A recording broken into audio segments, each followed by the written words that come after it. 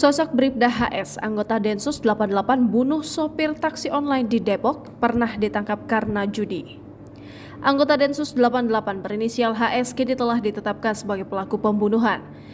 Bribda HS membunuh seorang sopir taksi online bernama Sony Rizal Taihitu di Depok, Jawa Barat pada 23 Januari 2023 lalu. Kini, ia pun telah ditetapkan sebagai tersangka atas kasus pembunuhan tersebut. Sosok Bribda HS pun diungkapkan oleh Kabag Banops Densus 88 Anti Teror Polri, Kombes Pol Aswin Siregar. Meski kasus kali ini merupakan hal terberat yang pernah dilakukan oleh Bribda HS, nyatanya Bribda HS memang dikenal bermasalah. Sebelumnya Bribda HS juga pernah ditangkap karena judi online. Aswin pun membeberkan pelanggaran atau dosa-dosa yang pernah dilakukan Bribda DS selama menjadi anggota Polri. Di antaranya melakukan penipuan terhadap teman anggota Polri, melakukan penipuan terhadap masyarakat, dan melakukan peminjaman uang kepada temannya.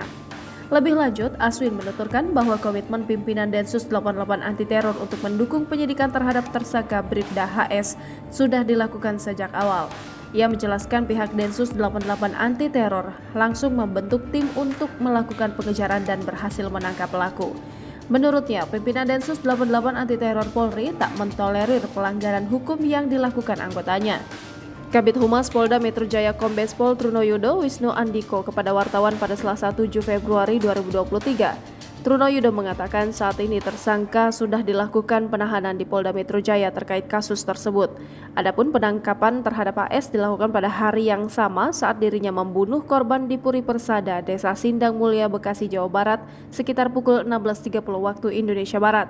Atas perbuatannya, HS dijerat dengan pasal 338 KUHP tentang pembunuhan dengan terancam hukuman maksimal 15 tahun penjara. Jangan lupa subscribe, share, komen, dan like ya!